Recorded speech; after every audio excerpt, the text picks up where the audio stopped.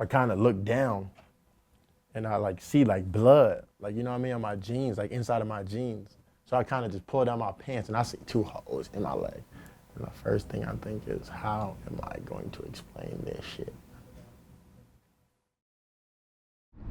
We've come a long way from where we began. Oh, I'll tell you all about it when I see you again.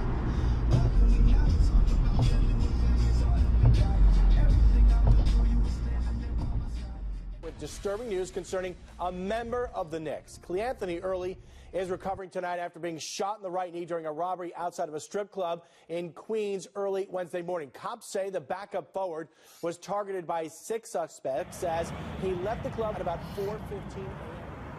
I've been over that bridge a couple of times, but I never really thought about, or I wasn't really going to this place again, so there was never really a certain type of connection to it.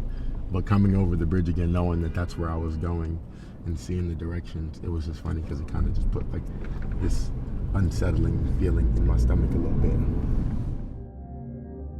I wouldn't say like deja vu. I would say just the uncertainty of not knowing how I might feel, you know? Not knowing the response. Like, my mom's never been there, so it's kind of like in my stomach a little bit, like little butterflies, but it isn't much.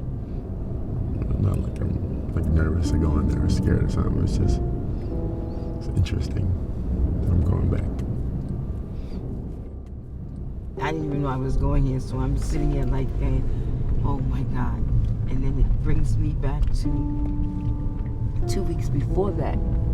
And I had a dream that I told my son he was in the wrong place at the wrong time. That's all I remember in the dream. You ain't tell me to not go or be there.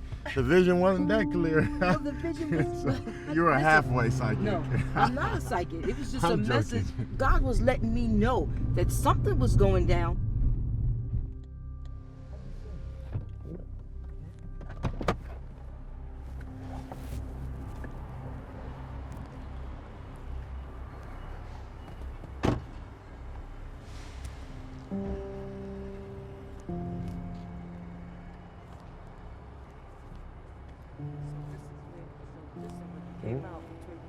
You left that way.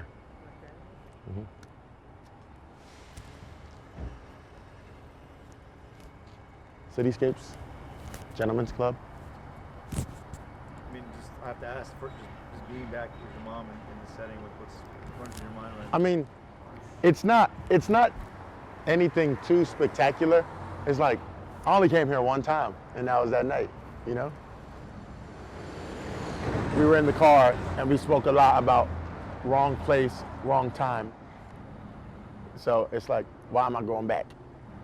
But coming back here is just giving me another perspective. It's taking me to a moment where I have time to reflect.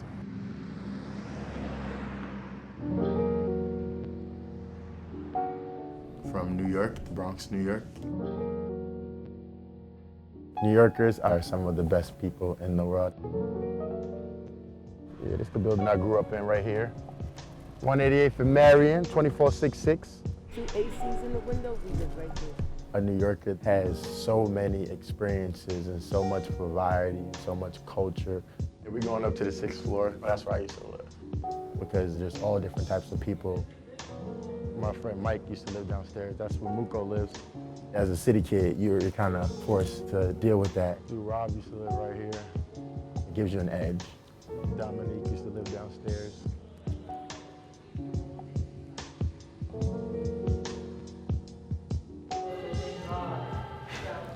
"6E, this it right here.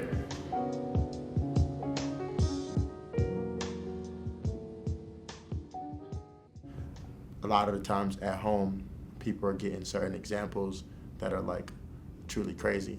Anthony, my baby. I'm blessed to say my family was very tangled in love. So mama, I love my mama.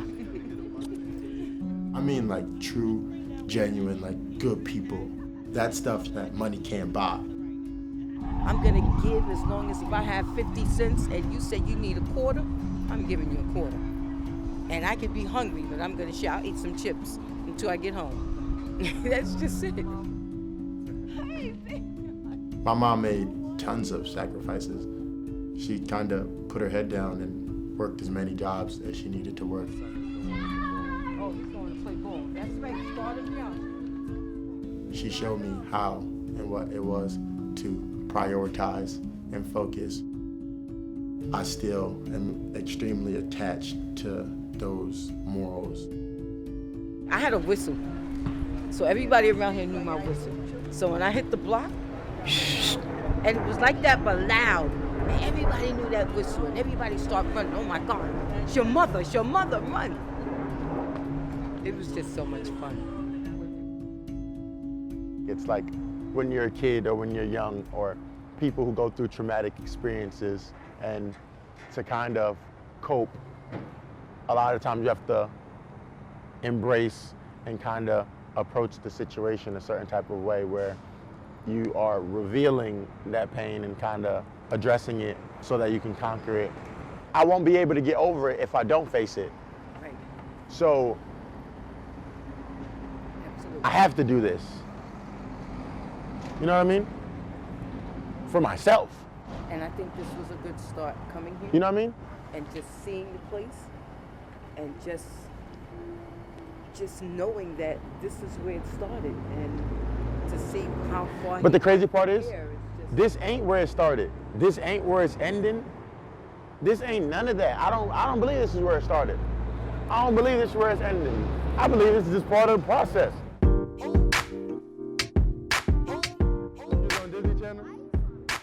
Being in New York, I get so many different people like, yo, I remember you in high school. You used to be killing, you know? So maybe it's like that in other places, but for us, if you're good, you're gonna be respected. If you come back to the city, they're gonna know who you are. What up, man? Good to see you, baby. Good to see you too, man. How you doing? Been good, man. You looking real good. Doing what I gotta do. You been out here hooping? A couple of games, did like 4, 3 and 1. It was nice out here early. What you doing after? We from New York, so who's the team? The Knicks, the Yankees. Those are tattoos that I have on me because that's what I thought I was gonna be. I thought I was gonna be a Yankee at a time period too. You know, I'm pretty sure I probably thought I was gonna be a Ranger, but I definitely thought I was gonna be a Knick for sure. What score? Yeah, this is where I grew up playing, right here in Overly Park. There's people out here, there's family out here.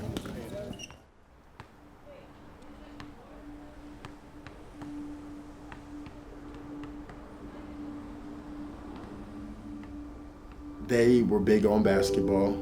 That's all they did. And when I used to hang out with them and they used to watch me, they would just go to the basketball court, and there was times where I wasn't big enough to play with them.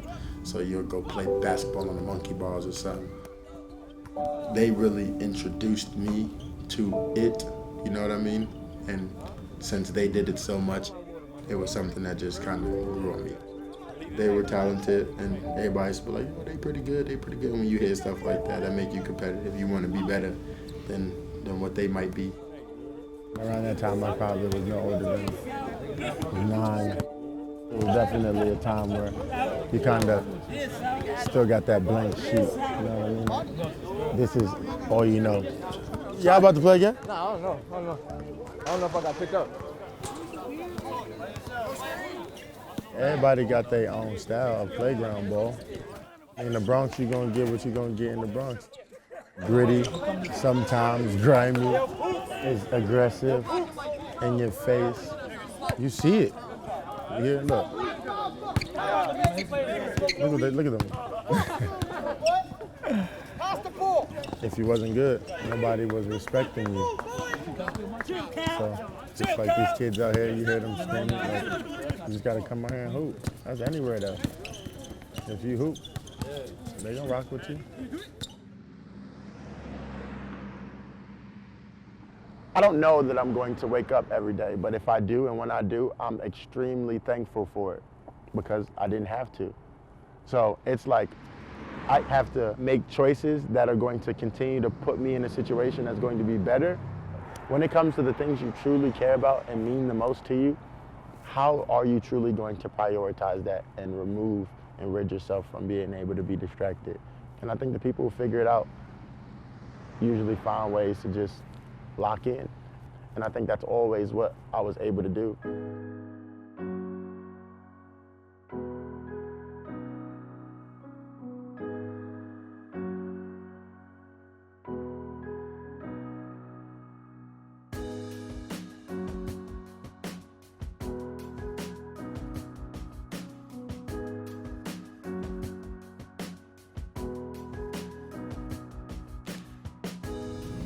It was a dream come true, because I remember being a kid and just thinking about that moment. I enjoyed having a chance to play for the city. I mean, it's one of one, you know, being from here. What's that like for you to just be a part of this Knicks franchise and eventually just suit up and throw that jersey on you? I just feel like it's a part of my heart and everything that I do it for. My mom's here, my family, the love of the game, it started here, so everything just comes back to New York. I'm in New York, so I would just hang out with my friends, literally. Whatever me and my friends wanted to do, we had pretty much access to do within the city. Ain't no lies in my raps, ain't no lies. But I got shit that I don't admit and I will hide.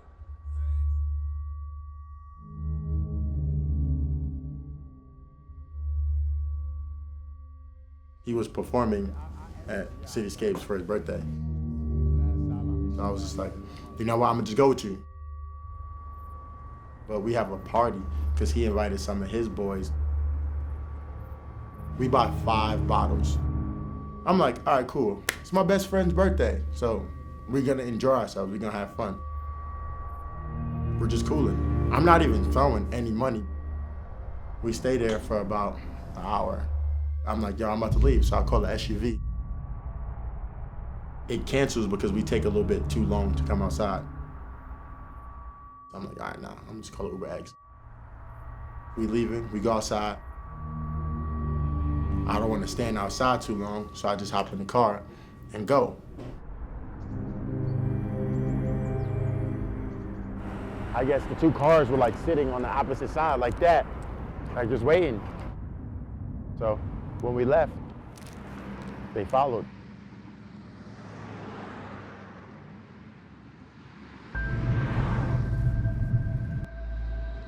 So it happened at this light? Like coming up here. Yeah, this is it right here. So it got caught on like these cameras right here. Yeah. So like it happened right the here? cameras, yeah.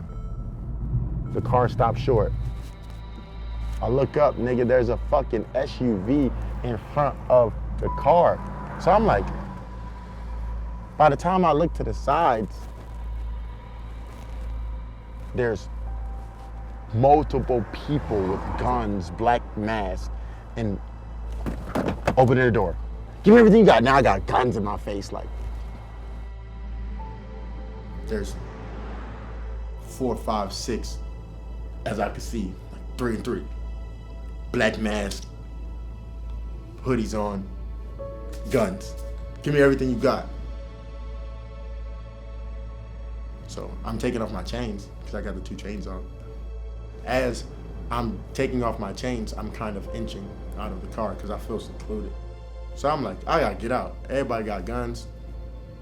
I gotta get out. But there's a dude that's in the passenger seat of the car that's like behind us. He hop out and he like, yo, give me everything you got. But they already got everything. And he has it straight at me. I'm just like, I'm looking at him like, you know what I mean? Like,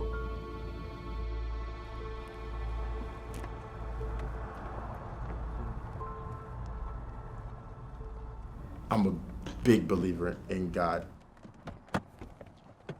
I remember at a young age, my grandmother had died.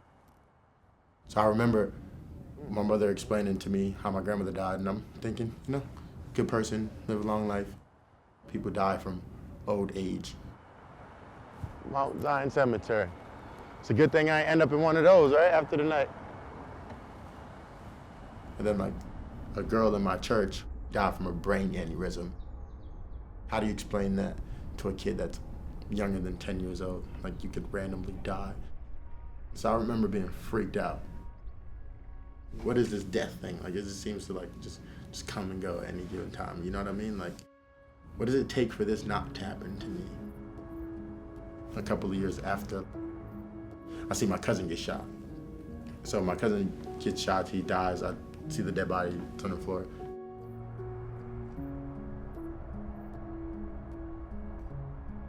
So now this is crazy to me, you know? The fact that people can do this, and this is the way people are, and this is how life might present itself. Why am I seeing this? Why did this just happen? You get what I'm saying?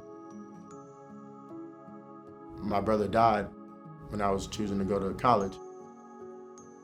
And I don't like feeling like this. Something gotta give. You know what I mean? Like, and I didn't know how to manage the feelings of feeling that way and actually having those thoughts, like, besides trying to act like I don't care about it. Even with death always being around, like, sometimes I also, like, I remember the first time I thought, like, they might not have it so bad. Fuck it, you know? Like, if it happens, it happens. Like, and you might consider it at an early age. Like, I don't know how long I truly want to be here. I met 2 people that have committed suicides within my life. You get what I'm saying? That I have had conversations with, that I have had, that were friends that when it happened, it was like, I didn't see it coming, but I did see it coming. Certain signs show when someone is truly like lost. You get what I'm saying? Like, and there seems to be no rock or no foundations or no island, nothing solid around to help them. A lot of people feel alone. I also felt alone. So I understand. The ideas those people are having aren't too different than mine. The only difference is I'm able to come back to that love. I don't like to answer my phone sometimes because I'm afraid of what's going to be on the other end. You know, because when I lost my son, they called me. So that was like a scream that I would never forget. Finding that your son just drowned, that's horrible. Over the phone, and then you have to go to the morgue and look at his body. That was the worst day of my life. It was times I couldn't even talk about it. I would be crying and bawling and everything. But God has brought me a long way to, I can speak about it. At one time, I couldn't even say a word. It's like I missed my best friend. And that's why the phone, I'd be like, oh no, I'm not answering it.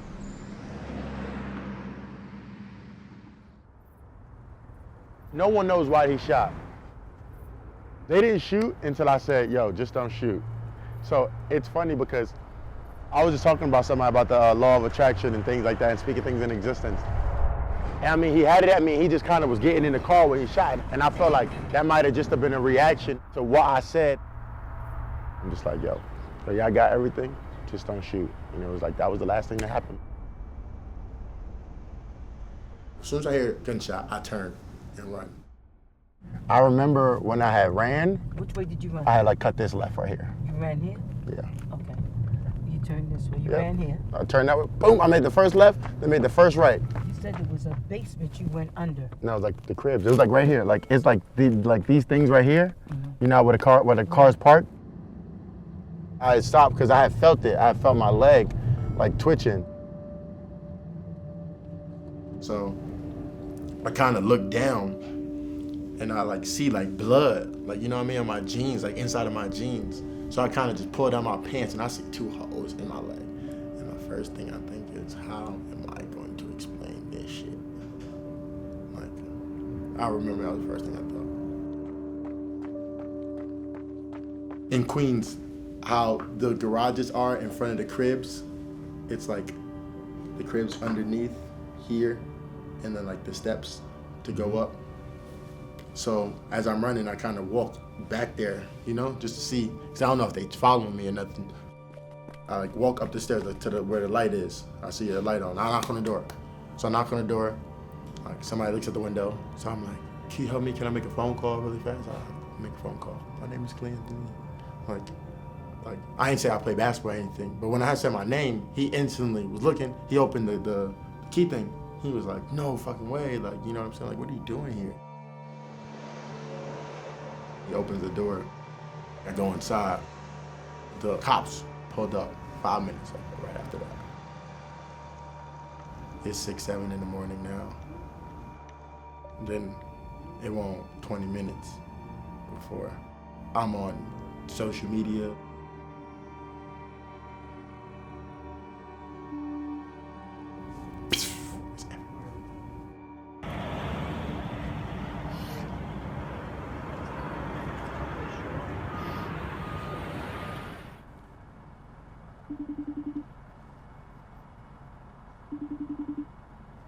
In the morning when I got up, my sister's friend called me. And he said, hey, Sandra, what is this I hear that Clee got shot? I said, what? And then Clee called. And he's like, Mom, I'm okay. Then he tells me, you don't have to come. I went off. I was like, what do you mean I don't have to come? He just know that I'm a crier. He know that I was gonna be crying and praying. He just know me already. And I said, well, I'm coming. This is life or death. What we're dealing with is a game, it's basketball. You know, and we can come back and get after it tomorrow. I think we should just take this day and just kind of get away from it and, you know, kind of count our blessings, because this situation could have been much uglier. It went in and out. Went in through here, out through here. If it was here, everything could have been over with. So even in getting shot, I dodged a bullet. Even though my first question was how well would I be physically, I didn't really question like how much it might affect me mentally. It did bring an anger to me, you know? It did. It brought a protectiveness. I just felt like the more and more I was experiencing life, the more I just had to start guarding myself. There were some things I tried to just mask over, trying to jump back into life as if like nothing really happened. You know, I never really talked to too many people about it, even the close ones. A lot of people take that pain and just allow it to stem into more pain that they bring to everybody else. I want to take the pain, you know, and allow it to motivate me and continue to push me to do great things, because it has. But each step of the way, there's been experiences that kind of has tested me.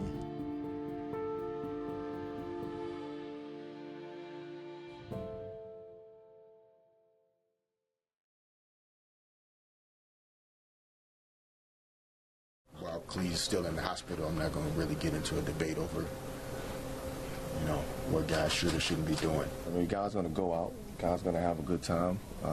You know, I think we just have to be a little bit more aware and a little bit more conscious of kind of where we at, who we around, our surroundings.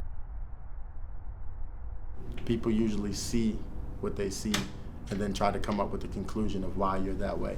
Not because they actually know, but based off of what their perception is. You get shot coming out of a strip club. You know what I'm saying? That just sounds terrible. You should have never been there in the first place. You know what I'm saying? It was a pretty good neighborhood. It's not that it was a bad neighborhood. It was just the people who, you know what I mean? It's like people have this idea that it's a bad neighborhood. Look, you see those people over there? See those people over there? They got kids, they got families. I can't control everyone's perception of me. I will never meet everyone to be able to give them a part of who I am in the first place. There's so much that I heard about that night or by myself that is completely inaccurate.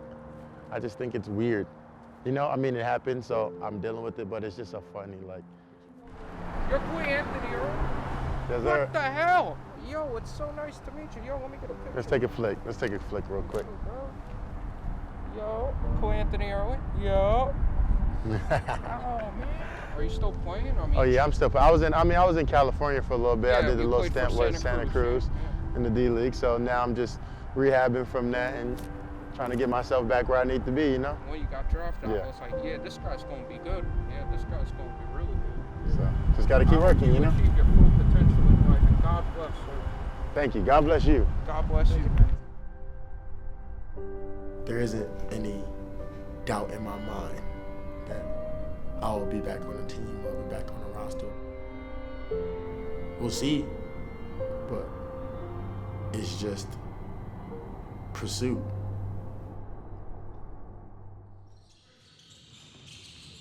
There was a lot of big name guys that came through. LeBron, Westbrook, Melo's always there. James Harden came through. Tim Hardaway, he's always there with me. So I had a lot of fun. I competed, I played well. It'll be even better when it actually pays off, you know? But for right now, it's been real good just to see them supporting and knowing who I am and having heard of the experience. Right now, I feel good, I feel healthy. I'm just ready to continue to keep moving forward.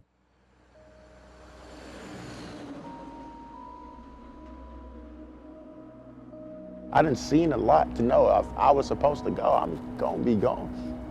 But I'm here, and I'm here able to do certain things that are extremely positive and in a certain direction for a reason. So I take the good with the bad with the good, because you have to. So I can't complain. I just want to play basketball. I just want to be able to continue to do what I love at the highest level and compete. And I feel like the opportunity will come. I just got to stay prepared and keep staying ready for it, you know, and capitalize on it a little bit differently this time around. But I think that's what I always do, you know? It does not end there. The dream didn't end there.